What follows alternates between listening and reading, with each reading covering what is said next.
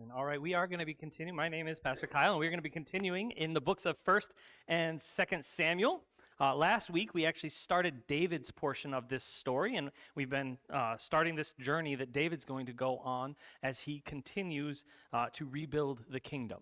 And if you haven't caught what Pat's been doing, it's kind of neat, and I wanted to share it with you so that you would know as you listen to his calls to worship over the next few weeks. From now until the end of this series, when we get through the end of 2nd Samuel, the Psalms that Pat is reading as the introduction, as our call to worship, correspond to the Psalms that likely David was writing at the time period of the story we're talking about that day. So around the time that David was a shepherd boy last week, Pat looked at Psalm 23, which is the Good Shepherd. It was likely a psalm that David wrote while out with the sheep, tending the sheep. So the psalm and the poetry and the emotions that David is pouring out on the page in the Psalms corresponds to the events of his life that we're studying through the rest of this book. It's just kind of neat to know that as you hear those week in and week out for the coming weeks, that's why he's choosing those psalms. And it's just a fun thing that he's doing for us. If you've not been with us up until this point in the book, just by way of review, here's what we've seen so far. The book of Judges that we studied last year was a march to the bottom. Judges is entirely about Israel making bad decision after bad decision as they march downward towards one of the lowest points in Israelite history.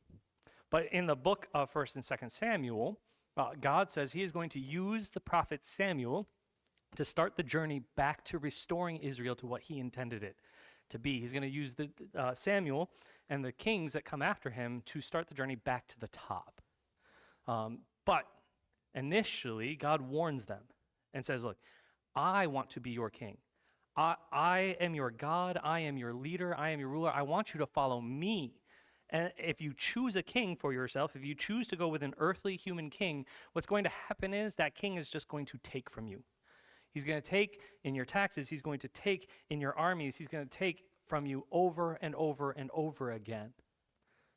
But when Israel heard this, they chose to not choose God. They instead chose to choose a earthly king. And as Audrey laid it out, if you weren't here for that sermon, you can go back and listen to it. It is online. They chose to eat the pepper. They chose to do the thing that they had been warned about that would cause them pain, that would cause them hurt, and they chose to do it anyway. But then we saw that God, in his infinite mercy and his love for his people, said that in spite of the fact that they chose this earthly king over him, he still promised not to forsake them as a result.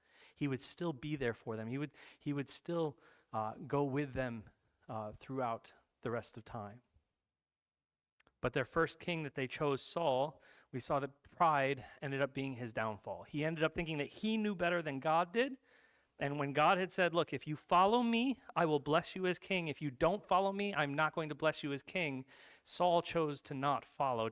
Saul said, I know that's your plan, God, but I know better. And he went his own way. And that ended up being his downfall. So then last week we saw that David has now been anointed as Saul's replacement. God has said, this shepherd boy, this David, this man after my own heart, he's going to be the one who will eventually replace Saul. But that doesn't happen immediately. David's been given the promise that he will one day be king. God has told through Samuel that this is coming, but that doesn't happen for a while. And this is where we hit a point in the book where things can sometimes get a little bit confusing. Because Israel and the Jewish nation at this point in time has a predominantly oral history. And as a result, things in storytelling, when you tell a story, don't always end up in perfect chronological order. In fact, sometimes things can get a little confusing. If you don't believe that, just have a conversation with anybody on earth and ask them to tell you a story from when they were in high school, presuming they're not still in high school. And what you will get is a story that usually starts with, well, and this happened, and this happened, and this happened. Oh, wait, but this happened back here. And then, but this is going to happen later. And people will tell stories out of order all the time because when we're sharing things orally, we remember things part of the way through the story. So the story doesn't always adhere to the most chronological path. We're going to see some of that this morning because you're going to say, wait, Saul is meeting David for the first time, but we just we just read about the fact that Saul already met David, and now he's going to meet David again, and it's the nature of an oral history that is okay. It would have been fine for the Jewish nation. No one in an Israelite culture would have been bothered by that in the slightest. So that's what's happening there. When you hit that point, and you're like, wait, what's going on? That's what's going on. All right, so with that in mind, we're going to jump into one of the most famous stories from Scripture of all time, one that you have heard 1,000 times before if you've grown up in church. Even if you didn't grow up in church, I can almost guarantee you've heard parts of this story before. If you have ever watched sports in your life, you have heard this story referenced. Because anytime somebody little is going against somebody big, we talk about the story we're going to see today. That story is, of course, David and Goliath. Absolutely. Immediately after we get the story of David being anointed to be the next king, this is the story we get. It says, now the Philistines gathered their armies for battle. And they were gathered at Soka, which belongs to Judah. And they were encamped between Soka and Azekah. And yeah, I'm not even going to try it. And Saul and the men of Israel were gathered and encamped in the valley of Elah and drew up in line of battle against the Philistines. And the Philistines stood on the mountain on one side, and Israel stood on the mountain on the other side, with the valley between them.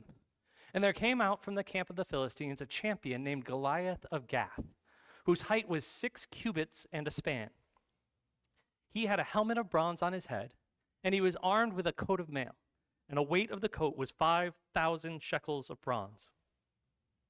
And he had bronze armor on his legs, and a javelin of bronze slung between his shoulders. The shaft of his spear was like a weaver's beam, and the spear's head weighed 600 shekels of iron. And the shield bearer went before him. So here's the big piece of information you need to know about Goliath.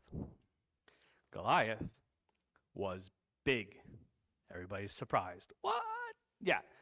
Like, if you don't have a scope in your brain for how big Goliath is, take just this last part, this idea about the spear.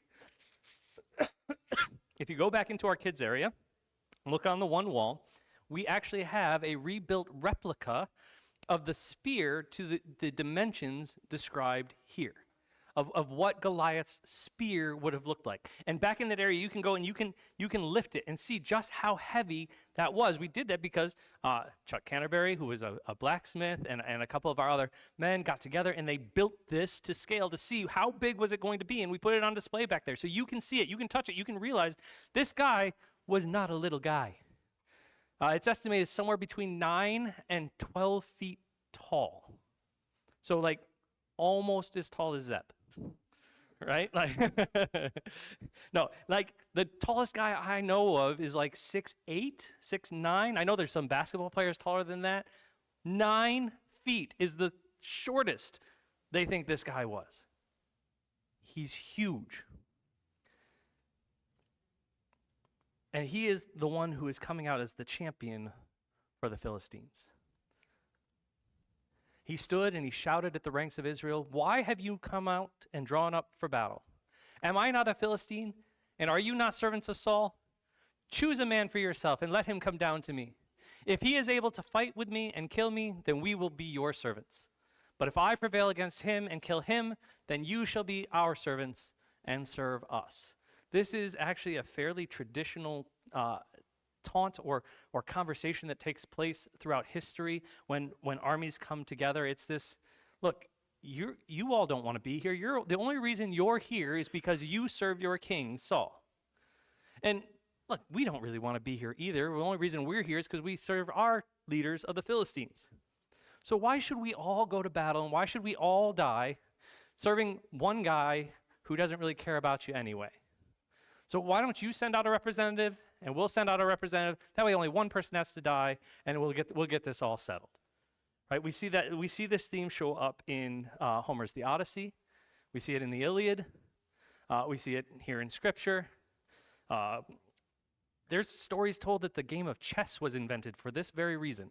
That two kings said that we're going to get together, and rather than send all our armies to battle and have everybody die, we're going to play this new game that we came up with that perfectly simulates the battlefield, and whoever wins this game between us, we'll just say that that's the winner of the battle. And this is often given as a taunt. The thing is, I don't think in all of history anybody has ever lived up to one of these. Because end of the day, one guy wins over the other, and that guy goes, or the losing army goes, well, yeah, but there's still all of us. You only killed one of us. We can still do this whole war thing. And it's never worked.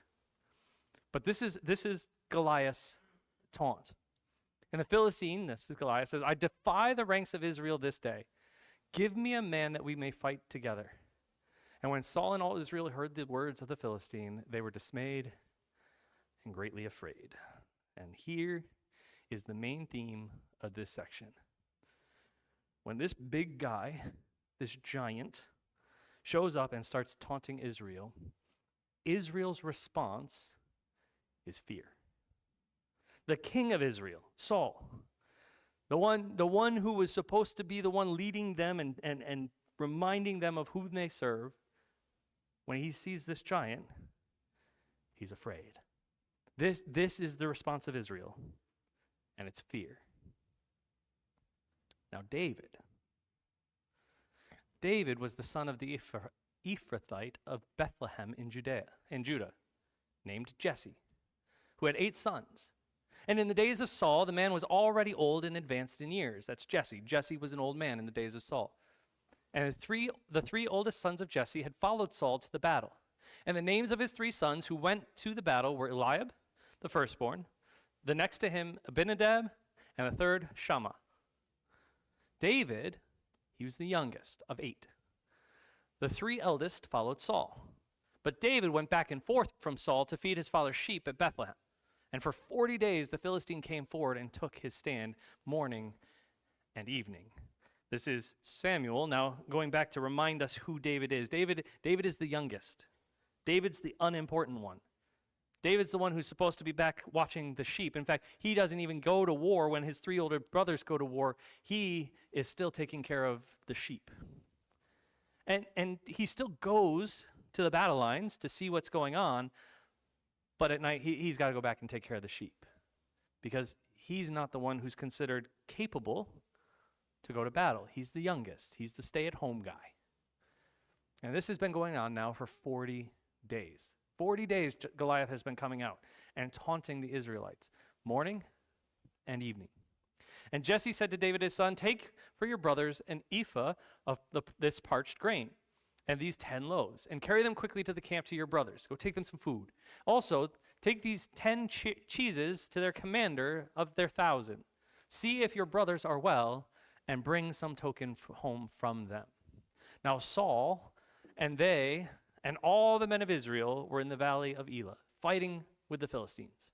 And David rose early in the morning and left the sheep with a keeper, and took the provisions and went. And as Jesse had commanded him. And he came to the encampment as the host was going out to the battle line, shouting the war cry. So David, at the instruction of his father, has come into the camp. But today, this day, he comes and everyone's getting ready for battle. Everyone's got their armor on. Everyone's going up to the battle line. This has been happening for 40 days, but this time David is there at just the time that he can go up with them. And they're all going up to battle. And what's going to happen? It's day 41. It's been happening for the last 40 days. We can expect it's going to happen again on day 41. Goliath's going to come out, right? And that's exactly what happens. Israel and the Philistines, they draw up for battle, army against army. And David left the things in charge of the keeper and the baggage and ran to the ranks and went and greeted his brothers. And he talked with them. Behold, the champion, the Philistine of Gath, Goliath by name, came up out of the rank of the Philistines and spoke the same words as before. And David heard him. On day 41, as they're going up to battle, Goliath comes up and says the same thing he's been saying for 40 days. For 40 days, morning and evening, Goliath has come up. 40 days, Goliath has said, if you send out one man and he can defeat me, we will surrender to you. If you can't and I defeat him, you surrender to us. Who's man enough? Who's big enough? Who's going to come fight this giant? For 40 days, he's been taunting them with this. But on day 41, there is one thing different. David heard him. This is the pivotal moment of dun, dun, dun. David now is here. This is the John Wick moment. If you're a fan of the John Wick fans, they killed the dog. David heard him. This is going to change everything. Because all the men of Israel, when they saw the man, they fled from him. They were very much afraid. Again, Samuel pointing out, their response is fear. And the men of Israel say, have you seen this man who has come up? Surely he has come up to defy Israel. And the king will enrich the man who kills him with great riches and give him his daughter and make his father's house free in Israel. It's like everyone is afraid of this dude. So much so that the king himself is afraid of him. The king is so afraid of him that if somebody will just go take care of him, if somebody will go do the job that the king should actually be doing, he will pay that man with great riches. He's going to make him his son-in-law. He's going to make him a part of the kingly household. If someone would just step up and do what the king should be doing. And David said to the men who stood by him, what shall be done for the man who kills this Philistine and takes away the reproach from Israel? Like, say that again? That's kind of interesting to me. For who is this uncircumcised Philistine, that he should defy the armies of the living God? And the people answered him in the same way, so shall it be done to the man who kills him. David's like, wait, Saul's going to do what now? He's going to give great riches and his daughter in marriage? Like, I'm listening now. Why such a great reward? This guy's nothing. Remember, this is David. He's the youngest. He's the smallest. He's kind of handsome. He's actually kind of a pretty boy, right? It's David. And he's like, what? This guy? This guy's nothing. He's defying the armies of the living God. Like, we've got God on our side. Who's this? So when everybody else is looking at this giant going, yep, I'm scared, responding with nothing but fear, David looks at it and goes, this midget? We got God. We've got the giant. Who's this? Now Eliab, his oldest brother, hears him talking like that. He says he heard when he spoke to the men. And Eliab's anger was kindled against David. And he said, why have you come down? And with whom have you left those few sheep out in the wilderness? I know your presumption, the evil of your heart, for you have come down to see the battle. And David said, what have I done now? Was it not but a word? Eliab was going, look, I know you, runt. I know you, brother, like only a brother can say with that sneer in his voice. Aren't you supposed to be taking care of the sheep? What are you doing out here? You just came out here to see the battle. You came out here to sneak into the movie theater and watch the movie with the rest of us. You want to see what the fun thing is. Go home, take care of the sheep. And David said, look, I'm just talking. Like, I'm saying the things that you should all be saying already. And he turns away from him, his brother, toward another. And he spoke in the same way. And the people answered him again as before. And the words of David spoke were heard. They repeated them before Saul. And he sent for him. And David said to Saul, let no man's heart fail because of him. Your servant will go and fight with this Philistine. He's like, Saul, you don't have to be afraid anymore. You shouldn't have been afraid in the first place. Don't let your heart fail. Don't be upset about this. Our God has this. I'll prove it to you. I'll go fight the guy. I will go fight this Philistine. He's not all that big. I got it. Saul says to David, no, you don't. No, he says, you are not able to go against the Philistine to fight with him, for you're but a youth, and he has been a man of war from his youth. He says, this guy, not only is he big, he has been fighting wars. He's been attacking and destroying people from the time he was a kid. And you're just a kid. If you haven't caught it yet, right as you enter our front door, our main entrance to the church, we've got a giant pallet out there now with the theme verse for our Mega Sports Camp this year, our VBS. And that theme verse is, let no one despise you because of your youth. David is a phenomenal example of that quote. That quote is Timothy in the New Testament, but this is David in the Old Testament going, what does my youth have anything to do with it? My youth is not going to fight this guy. My strength is not going to go fight this guy.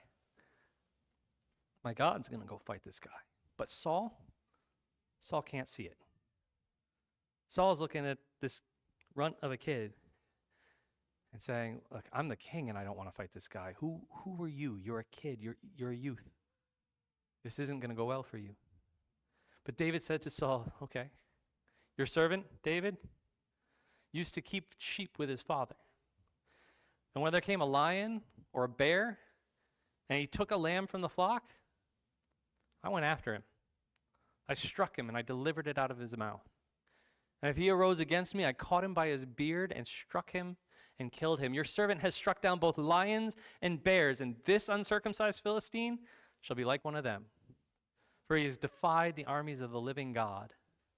And David said, the Lord who delivered me from the paw of the lion, from the paw of the bear, will deliver me from the hand of this Philistine. And Saul says to David, go, and the Lord be with him. David's like, okay, Saul, you're terrified because of this guy, this man. He's like, I have fought lions and bears, and God has showed up in such incredible ways that I went hand to hand with lions and bears, and they were no problem for God. God took care of them. Like, think about that. This is not an African safari hunt, right? Where from 3 miles away, a mile away, with my rifle well scoped in, I can see that thing way over there, and I can shoot it, and I can win this hunt. This is me, or David, certainly not me, walking up to a lion, says, grabbing him by the beard and going to town. This is the level of fearless that David is when he is with his God. He's like, when I know that I've got God on my side, I don't just go toe to toe with a lion. I go up and I yank on his chin hairs and I put him down because he took a lamb from me. How much more so if God is going to defend the lamb, if God's going to empower me to defend a lamb, a sheep, a baby sheep, how much more so will God show up to defend the people that he has promised to not forsake? How much more so will God show up to defend his children? He's like, we've got nothing to worry about. And miraculously, and I say that with all seriousness because this is not Saul's heart. He listens. He hears David and he says, okay, you're right. Go. And may the God who defended you from the lion, may the God who defended you from the bear, may that God go with you because you're gonna need it. And Saul clothed David with his armor. He put on a helmet of bronze on his head and clothed him with a coat of mail, and David strapped his sword over his armor, and he tried in vain to go, for he had not tested them. And David said to Saul, I cannot go with these, for I have not tested them. And David put them off. And this is the point in the story where I've always heard it said, well, David needed to go with the armor he was comfortable with. And David needed to use the sling because the sling is what he was comfortable with. Except David didn't talk about using a sling. David didn't talk about using armor. Those aren't the things that he had tested. When David here says that he had not tested the armor, he had not tested the sword, the thing that he had tested, the thing that he had put to the test was not his sling, it wasn't his staff, it wasn't his sword, it was his God. He had tested his God. He knew that when God showed up, he defeated lions and bears. That's what he just said.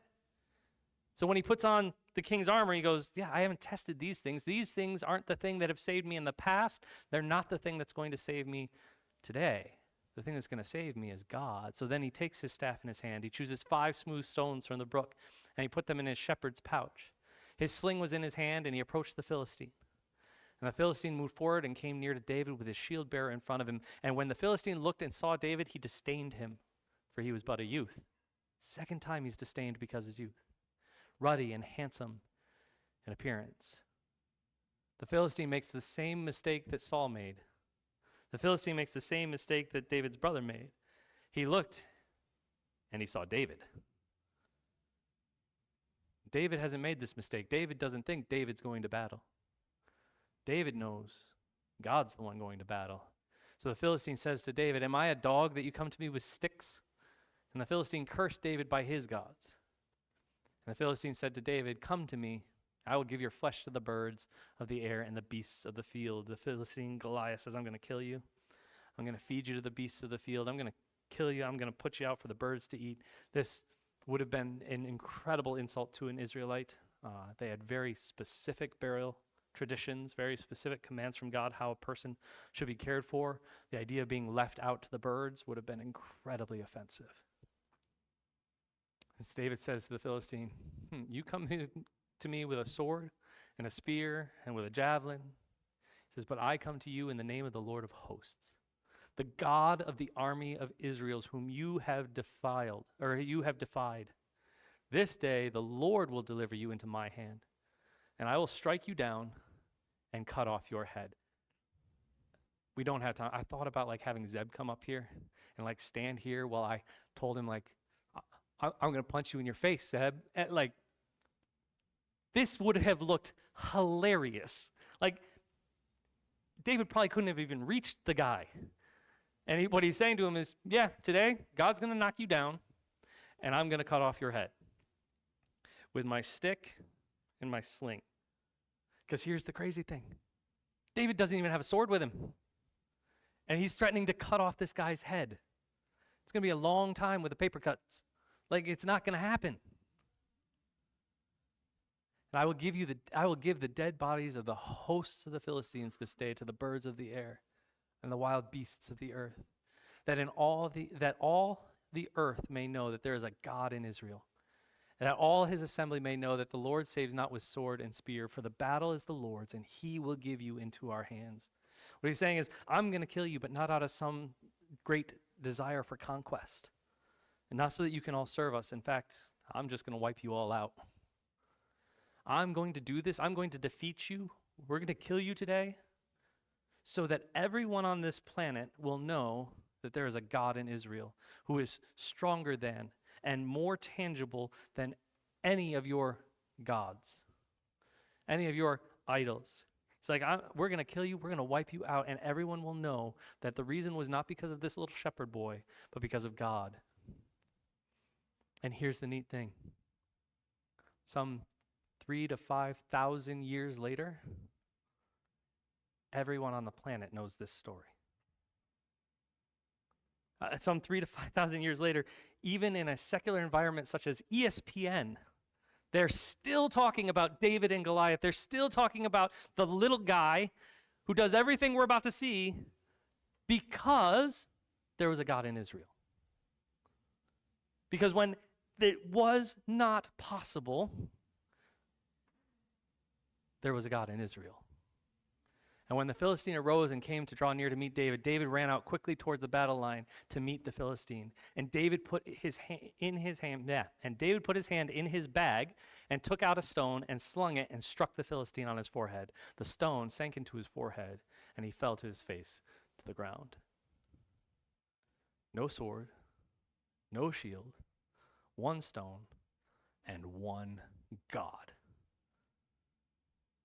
And this guy falls down, face dead. So David prevailed over the Philistine with a sling and a stone and struck the Philistine and killed him. There was no sword in the hand of David. Then David ran and stood over the Philistine and took his sword and drew it out of his sheath and killed him and cut off his head with it. And when the Philistines saw their champion was dead, they fled. This moment when God shows up and David defeats Goliath, it has reverberated through time in such a way that even today we're still talking about the great artists. If you've ever seen the statue of David, I was in high school before I saw it from multiple angles. I didn't realize he's got a sword in his hand and he's got the head of Goliath in his other hand. This story has reverberated in such a way that David goes and he pulls Goliath's own sword, chops off his head, and thousands of years later, we're still capturing it in art. We're still putting it in art that we're creating. When God shows up, the impossible becomes possible. And the men of Israel and Judah rose with a shout and pursued the Philistines as far as Gath and the gates of Ekron, so that the wounded Philistines fell on the way from Sharim as far as Gath and Ekron.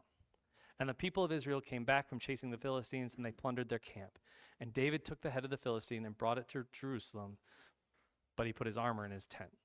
So he brought the head to his king, but he kept the armor as a reward. And as soon as Saul saw David go out against the Philistine, he said to Abner, the commander of the army, Abner, whose son is this youth? And Abner said, as your soul lives, O king, I do not know. And the king said, inquire whose son the boy is.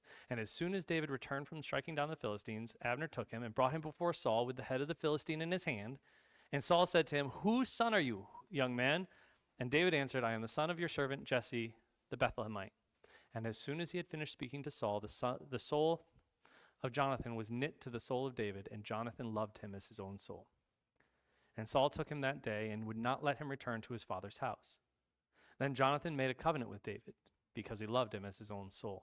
We talked about Jonathan a couple weeks ago, and someone asked the question afterwards, why has nobody ever written a book or done more of a study on Jonathan? Because Jonathan is this incredible character that we see through the life of Saul and David, Saul's son.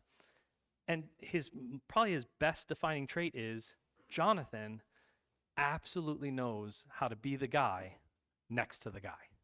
He is your perfect second chair leader.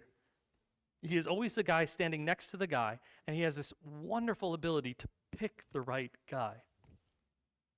As it turns out, I found out that actually Alex Nobles, he's the associate pastor down at Wyoming, is actually writing a book on Jonathan as we speak. So I thought that was kind of cool. But this Jonathan is a phenomenal second chair leader. And at this point, he had been following his father, the man that God had appointed as king. But as soon as he meets David, without even knowing that God has anointed him to be the next king, when he shows up, Jonathan goes, yeah, this is the guy. And he loves him as if he was his own soul, and he knits himself to him. And he goes, I am going to follow this guy. He is going to be my brother, and I'm going to serve him. And Jonathan stripped himself of the robe that was on him, gave it to David, his armor, and even his sword, and his bow, and his belt. And David went out and was successful wherever Saul sent him, so that Saul set him as over the men of war. And this was good in the sight of all the people, and also in the sight of Saul's servants. So David starts having all kinds of success as he goes out and he serves the king as a warrior. And as they were coming home, when David returned from striking down the Philistines, the women came out of the cities of Israel, singing and dancing to meet King Saul, with tambourines, with songs of joy, and with musical instruments. And a few weeks ago, when we saw that Saul had killed 1,000 men, and was bragging about his 1,000 men, I told you, hold on to this statement because it's going to be significant later. This is where it's significant. He says, and the women sang to one another as they celebrated, Saul has struck down his thousands, but David his 10,000s. Saul was a cool guy. He did some stuff. It was great. He was a good warrior. But now that David's here, Saul doesn't matter anymore.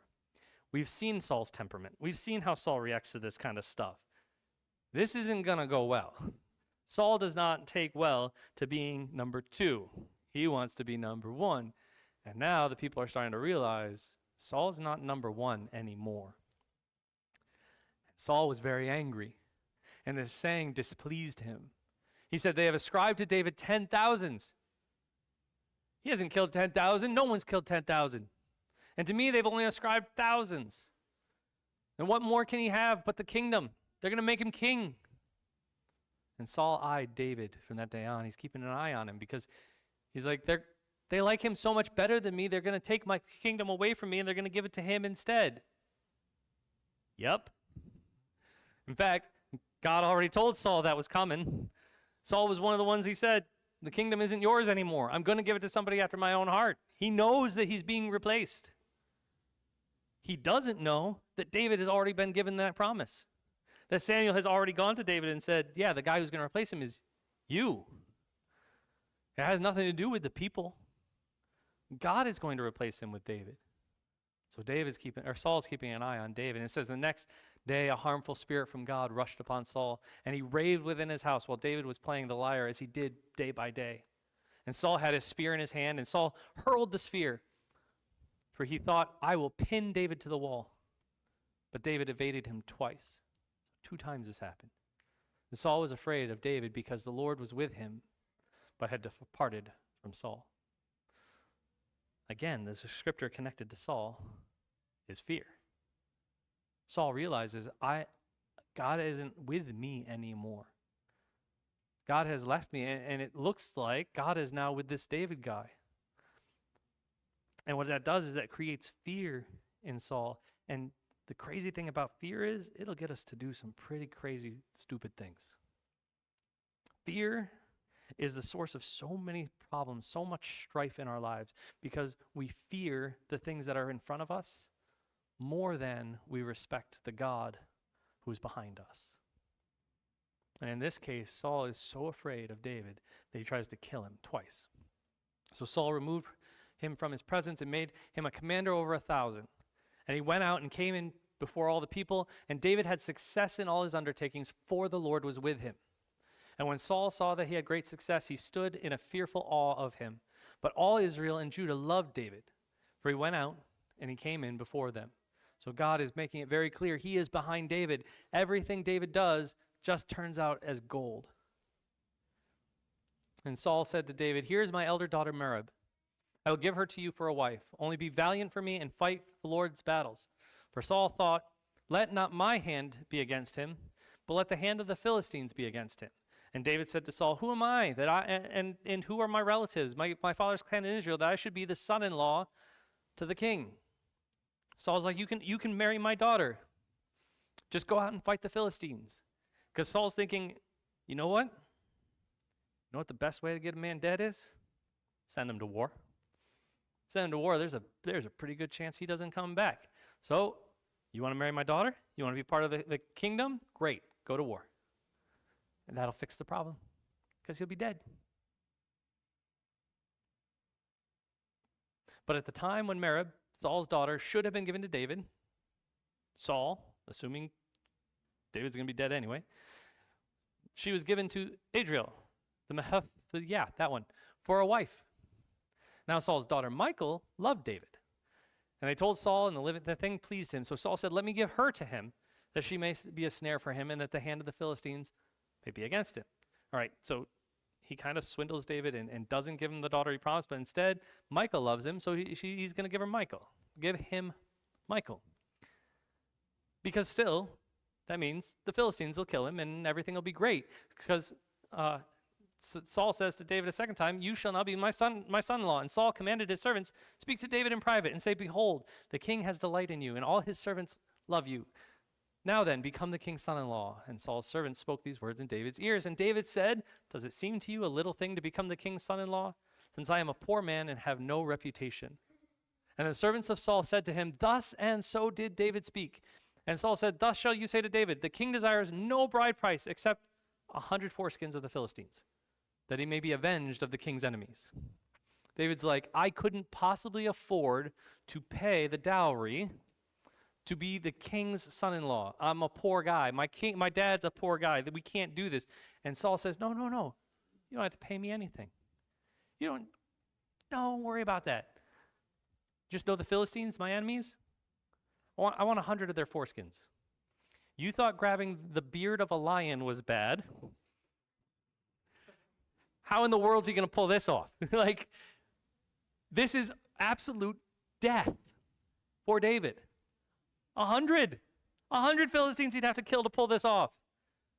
And Saul sought to make David fall by the hand of the Philistines. And when his servants told David these words, it pleased David well to be the king's son-in-law. Before the time had expired, David arose and went, and along with his men, killed 200 of the Philistines. And David brought their foreskins, which were given in full number to the king, that he might become the king's son-in-law. You want 100? Double. I'll go give you double what you asked for. He doesn't die. He gives him more than what he asked for. So Saul gives him his daughter Michal for a wife. But when Saul saw and knew that the Lord was with David and that Michal, son's daughter, loved him, Saul was even more afraid of David. So Saul was David's enemy continually. Then the commanders of the Philistines came out to battle. And as often as they came out, David had more success than all the servants of Saul, so that his name was highly esteemed. Again, familiar story. Many people are familiar with the story of David and Goliath. So what does it mean for us today? How does that affect our lives today? Well, one, this is the age-old story of David and Goliath. God is the one who fights the battle, not us. David didn't defeat Goliath. David never claimed to have defeated Goliath. God defeated Goliath. Goliath died by his own sword because God decreed that all the world would know that the God of Israel was greater than the God of any other nation. And he destroyed Goliath. When God is for us, the reality is no one can be against us. Not giants, not opposing armies, not the king. When God is behind David, there is nothing, lion, bear, nothing that can be against us. But even in saying that, the reality is there will always be an enemy. As you are a follower of Jesus, as you are a follower of God, whether you were an Israelite thousands of years ago, or whether you're a member of God's church and body today, there has always been and there will always be an enemy. And the mistake is to assume that that will always be Satan, because it won't. In David's story, he had to fight Goliath. But he also had to go up against Saul. Goliath was a Philistine. That was an expected place. He knew they were at war with the Philistine army. He knew that that was where he was going to find opposition. There was no shock. There's no surprise there. But the fact that the king of Israel, the man who was supposed to be leading them, the man who was supposed to be showing them how to be godly, that man also tried to kill David. At this point in the story, twice. Twice as many times as the Philistine. Saul has now tried to kill David. See, we assume we know where our attacks will come from. We should always know that there will be enemies that will catch us off guard. They'll come from places we don't expect. But even when that happens, it's not our battle to fight. It's God's. The response to that is not to get angrier. The response to that is not to get bigger or to go buy a better sword or to get better armor. The answer is turn to God and let God be the one to fight the battle on your behalf. Because when God is for us, no one can be against us. Let's pray. God, you are so wonderful in the way that you establish your name, you defend your name, and you bring so much to the forefront as to why we should be worshiping you, that even thousands of years ago you act, and we remember, and we celebrate, and we worship based on the many, many things you've done. And Father, as incredible as it is to hear of the wars that you've won and the giants you've defeated, the idea that you then would turn around, the killer of giants, the slayer of nations, and choose to show me grace, love, mercy, kindness, that's even more miraculous. Because I deserve the stone to the forehead. I deserve to fall on my own sword. And instead, you did that for me. You took the punishment I deserved. And instead, give me your riches, your family, the gifts I don't deserve.